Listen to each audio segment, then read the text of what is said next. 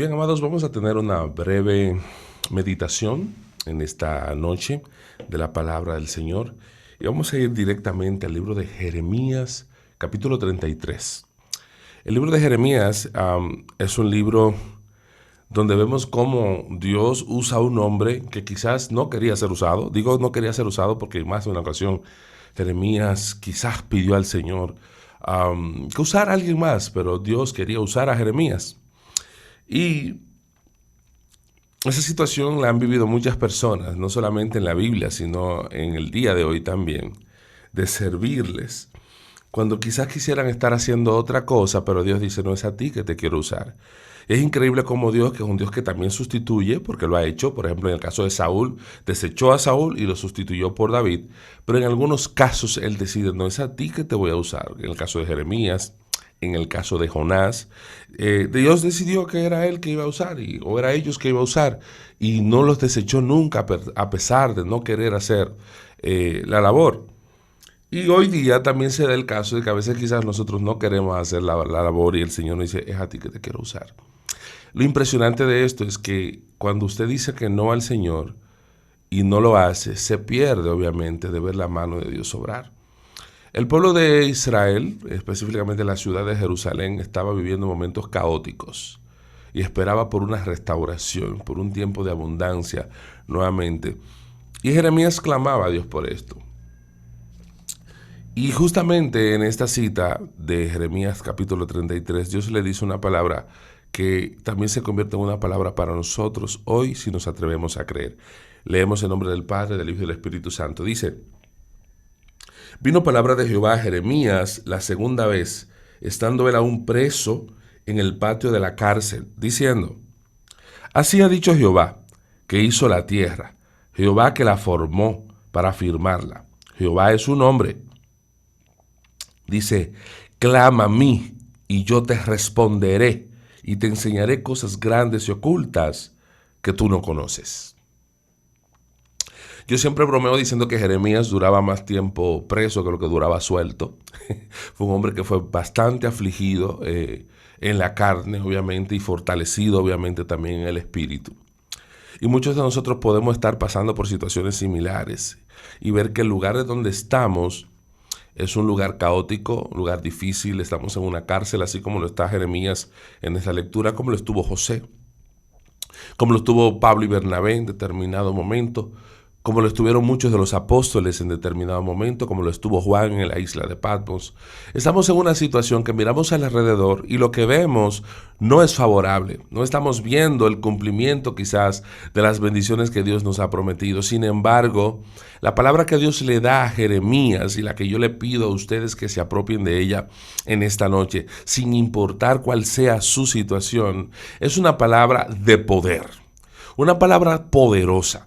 Una palabra para traerle a la memoria a Jeremías que aunque él estuviera preso todavía, era importante que él supiera que quien le hablaba y quien le enviaba no era cualquier cosa, sino que él es el creador de los cielos, de la tierra y de todo lo que existe.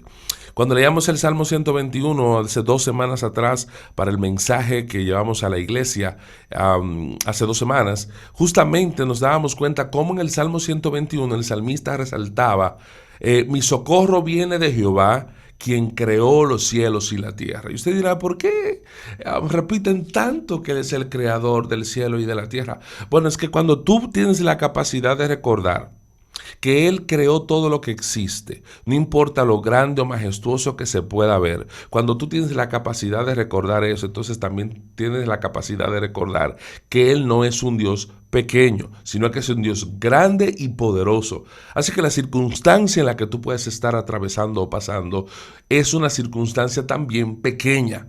¿Por qué es pequeña? Porque el Dios que lo creó todo es más grande que todo lo que pueda darse en su creación. Cualquier enfermedad que pueda venir a este mundo es más pequeña que el Dios que creó este mundo. Cualquier problema, deuda o cualquier situación que se dé en tu vida es más pequeña que el Dios que creó este mundo. Y cuando tú confías en el Dios que creó este mundo, entonces estás completo sabiendo que ese Dios también ha prometido estar contigo en los momentos difíciles. Pero ¿por qué a veces no estamos saliendo de esos momentos difíciles como deberíamos, como somos hijos de Dios? Es que a veces nosotros damos por sentado que Dios va a venir a mi auxilio desde que yo caigo en un problema. Yo me he dado cuenta, en mi vida personal lo puedo decir, he vivido situaciones en las que luego de una semana o 2 semanas yo digo, pero ven acá, pero yo estoy pasando por este problema y yo he orado a Dios por los alimentos, he orado por hermanos de la iglesia, yo he orado por las peticiones que me envían, pero yo no he orado por este problema que yo tengo. Esta situación todavía yo no se la he puesto en las manos al Señor. Porque a veces damos por sentado que el Señor, porque lo dice en su palabra, yo sé de que tienen necesidad, pero Él dice aquí, clama a mí. En el versículo 3 dice, clama a mí. El Señor espera escuchar el clamor de sus hijos. Porque cuando alguien viene delante del Señor y clama a Él, es porque justamente está ya mostrando, yo confío y dependo de ti. En una ocasión Jesús iba caminando por la ciudad y salió alguien gritando enfermo detrás de él diciendo, Jesús, hijo de David, ten compasión de mí. Esa llamada, ese clamor llamó la atención de Jesús e hizo que Jesús fuera y le sanara. Nosotros no podemos dar por sentado el hecho de que Dios conoce mi situación, Él va a resolverla. Sí, Él puede hacerlo, pero Él también quiere ver de parte nuestra que nosotros le vemos a Él como Padre, que le vemos a Él como ayudador, como nuestro proveedor, como nuestro sanador, como nuestro cuidador, como nuestro Dios. Yo no sé si usted recuerda ese momento donde quisieron hacerle una trampa a Daniel, porque él oraba siempre con las ventanas abiertas mirando hacia la ciudad de Jerusalén. Él oraba siempre. Y los enemigos de Daniel hicieron vamos a llamarle un decreto para que fuera firmado por el emperador, que nadie podía pedir a nadie más fuera del emperador.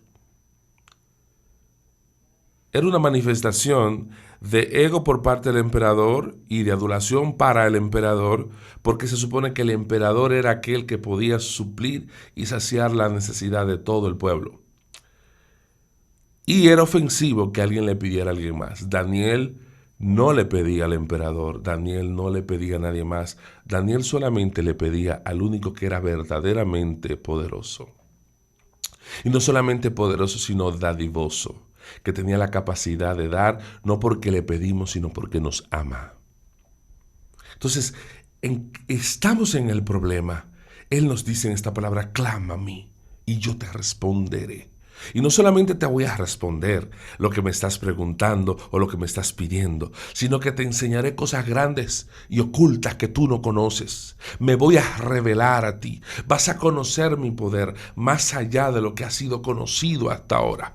Vas a conocer a un Dios más poderoso que el Dios del cual te contaron. Es por eso que Job decía, antes yo de oídas había oído acerca de Dios, sin embargo ahora mis ojos te ven. Porque no es lo mismo hablar de un Dios del Dios que predica Pablo, o del Dios que predicaba Pedro, o del Dios que resucitó a Jesús de entre los muertos, o del Jesús que resucitó a Lázaro, o del Jesús que caminó sobre las aguas. Es necesario que cuando tú hables de tu Dios, cuando tú hables de Jesús, tú hables del Jesús de tu vida, del Dios que te ha restaurado a ti, del Dios que te ha levantado a ti, del Dios que te ha dado vida a ti, del Dios que te ha sanado a ti. Es más impactante cuando hablas de un Dios que tú conoces. Y Dios quiere revelarse a nuestras vidas. Por eso es que cuando nos dice, clama a mí, Él está esperando que no solamente clamemos, sino que también depositemos en Él toda nuestra confianza para que podamos ser capaces de vivir la realidad de quién es Dios. Tristemente yo puedo decir que hay muchas personas que hablan de un Dios que no conocen. Predican de un Dios que no conocen, mencionan a un Dios que no conocen, un Dios que no se les ha revelado todavía, pero porque ellos todavía no le han clamado, porque ellos todavía no le han buscado, porque la Biblia dice que el que le busca debe creer que le va a encontrar, pero es que hay que tocar para que se abra, que hay que buscar para encontrar.